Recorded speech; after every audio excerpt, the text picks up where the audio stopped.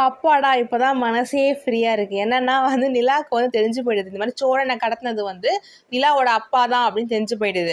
So இதுக்கப்புறம் வந்து பார்த்தீங்கன்னா, நிலா வந்து அந்த ஃபேமிலிய வந்து இனிமே உங்கள நம்பவே மாட்டேன் அப்படின்னு சொல்லிட்டு போயிடுவாங்கன்னு நெனைக்கிறேன்.